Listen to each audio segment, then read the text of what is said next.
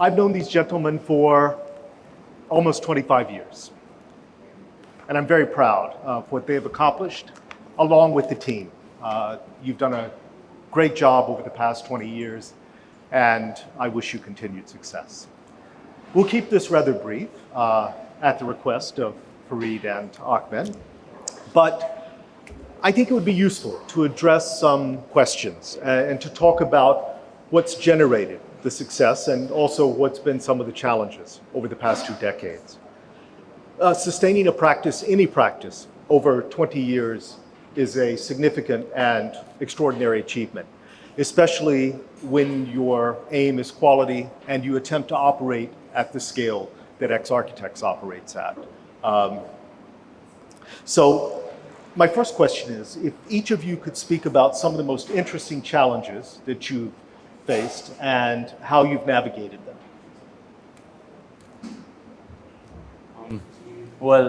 I think we started the journey in a way, as I mentioned, it was quite very fresh out of university.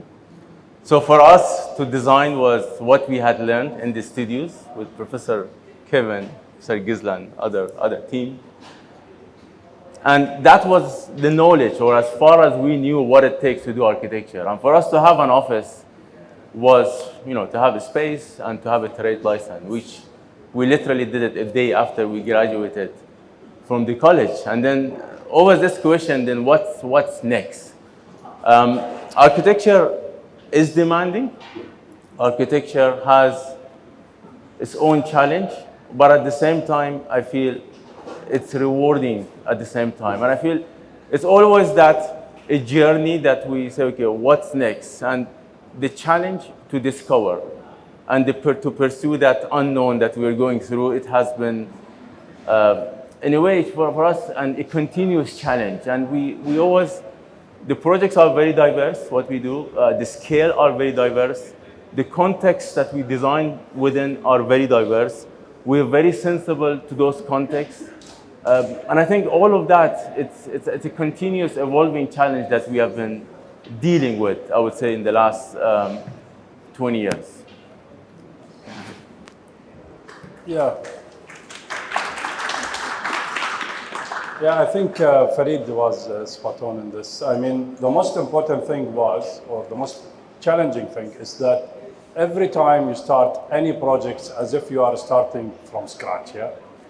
And you cannot say that, you have enough knowledge to really tackle whether it's a new problem or a new typologies, a new context, and so on. So the ability is to always continuously be humble and try to understand and learn what is the problem itself and study what is the problem and then come up with the solution at every single time.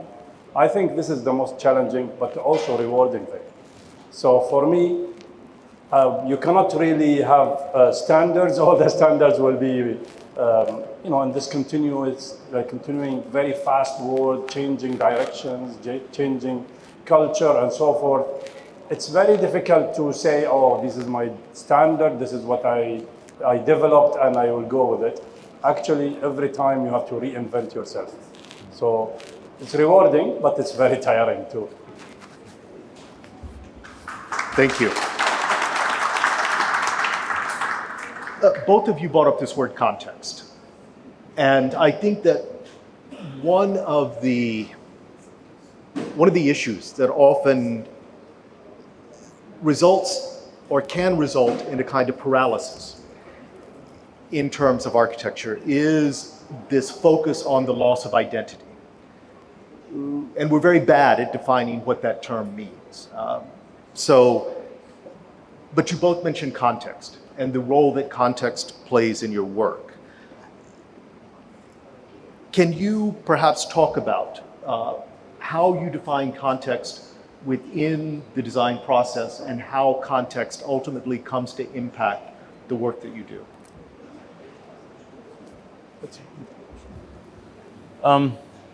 If we look at the surroundings, so we go back like 7 years ago, so we had cities, architecture, that in a way they had no architect. So these were built over time by builders, and you had the building know-how that had been developed for a long time, hundreds of years. People learned how to live in this place, how to deal with the environment, the social values, cultural values, and what you call it. And kind of you see some example of it in the surrounding buildings.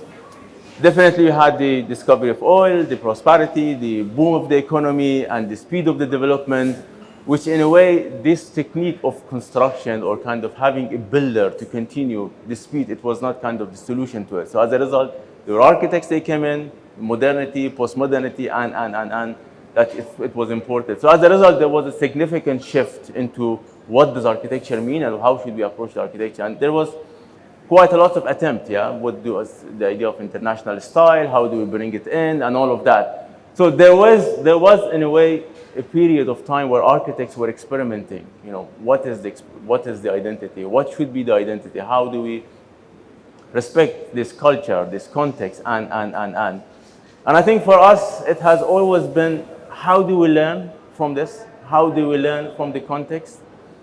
Of course, when I refer to context, it's not only environment, it's environment, culture, the economy, the program, you know, the complexity of the building, you know, the budget and all of that. And if you look at them all as a kind of series of elements, I think always our challenge is how do we bring them together in an artistic way that creates a new space, but at the same time, it respects the place that we are designing for it.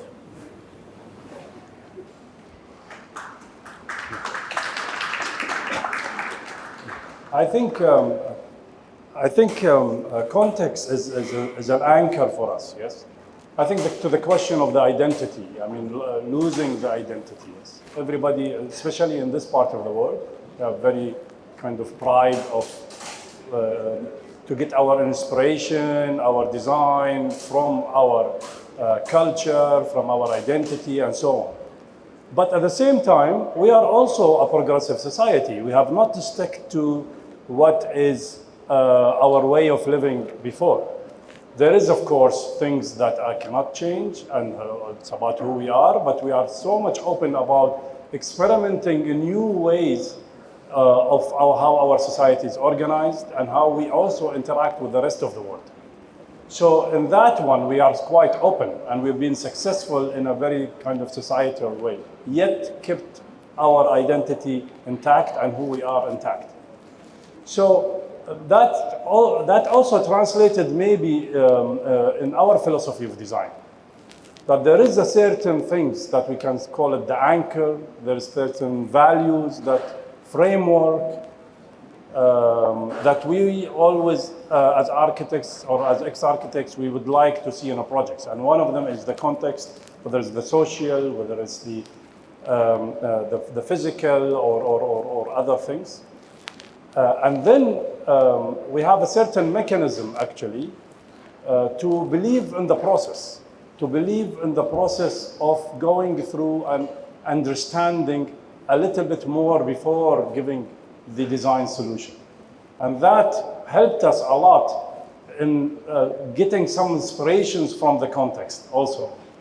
And sometimes, I mean, context is a big word, but sometimes, depending on the project, you could really have inspirations from the cultural, for example, aspects, or from the social aspects, or from, let's say, the physical space and place and sense of place. And here where we start to decide, while we are going throughout the process, which certain values that we would like the project to highlight, to capture, or what kind of certain angle is more interesting to bring it and to maybe find a new way to do it. I think in that we've been succeed to have architecture that is not rigid, but responsive to the problems, to the continuous different problems.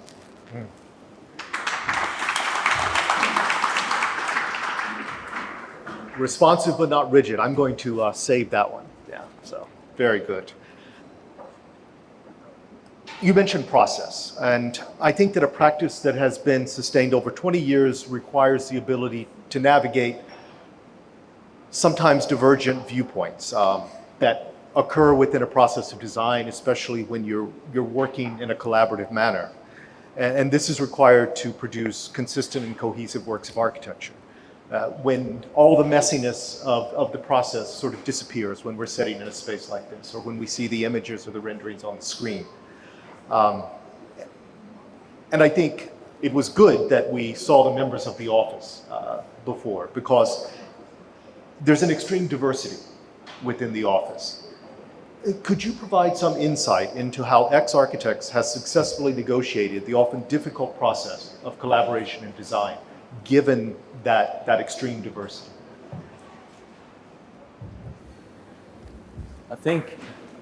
Definitely diversity, and it has been an integral part of X Architect from very, very early stage. Almost every project we do, it's different. It has a different context. It has a different diversity and different complexity. And I think one thing for us is always who are the right partners, who are the right like-minded, passionate people that we would like to, or we're going to be collaborating with to process, I would say, the design. We do have a set of process or set of thinking activities, I would say, but not in a way it defines results. So we always work with the partners to investigate, to research, to try to discover the unknown of the project. And I think always that process starts to define what is the final outcome. It is quite challenging, and it's always, there's a period that things are unknown, and we feel that always there's this struggle, and there's intense discussion, there's this intense kind of talks that goes back and forth, sketches, diagram, somehow to discover what is it that we're really looking for and what is it, the right solution for that specific place. And I think that's one of our strengths, and we really enjoy that diversity. We really enjoy to bring in this diverse set of expertise globally. At a certain point, we had people from all the way, from South America all the way to Japan. And many of these people, they have been kind of headhunted over a long period of time to build a dialogue and to bring them into the office. And I think that diversity is part of the culture of who we are and part of X Architects.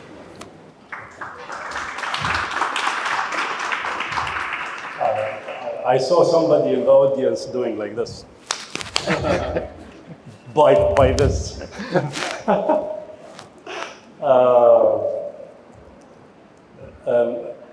I think, yeah, it's correct. We have a defined, or we have developed a methodology and a process that we believe in. Not a style. Not a style. I think that methodology or that process will always lead us to an amazing, diverse, completely different result. And that methodology developed over time by really being very particular and insisting on understanding first and then, let's say, act. So that understanding, whether it's about collecting some of the information, data, the photos, visiting the site, being inspired by things, the program, the client, and whatever it is. As much as possible, going through that to build, it's almost like making a movie, yeah? It's almost like making a movie. You get so many puzzles of these stories and you try to put it together to have a wonderful story to tell through the building. So I think in that, yes, I think methodology and our process, we believe in it. And every new person, different background, completely different background, whether it's culturally or also design, when started to understand our methodology or way of, let's say, wandering or investigation, I think immediately you started to, let's say, get completely, enjoy first the diversity because, and yet, I won't say control, but you can see a clear let's say, outcome out of this kind of level of process and understanding. Yeah.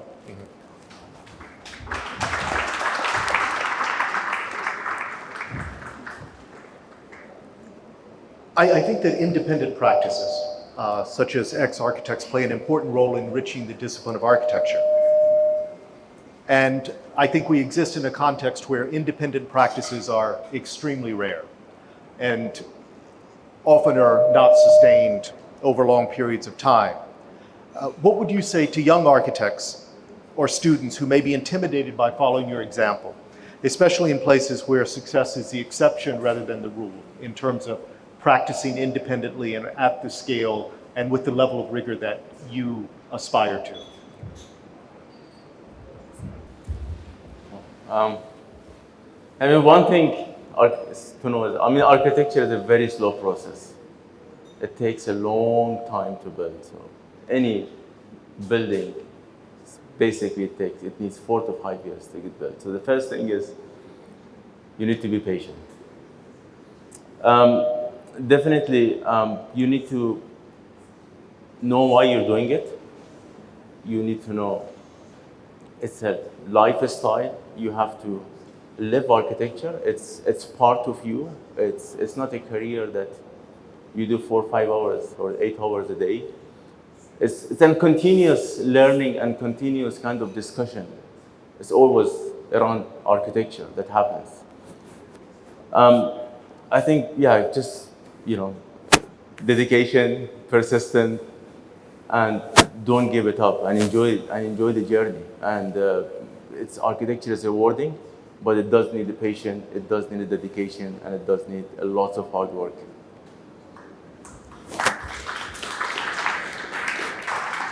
Yeah. Also, to find wonderful people who can support you, like Princess Lean, for example. Really, it's about also the people who support you. We have so many people taught us, including you, Professor. Some people who support us throughout this journey, like Princess Lean. Karam, you see him very passionate telling the story about our design. So you have people who believes in you and support you, and this is really important. So to all of those people, really thank you very much. Really.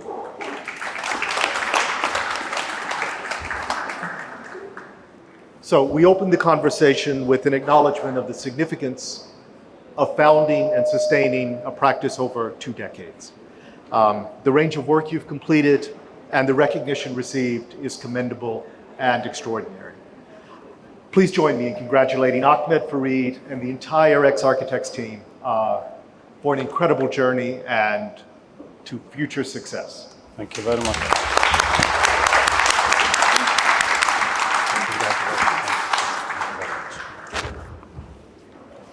There we go. Thanks, Kevin, for moderating.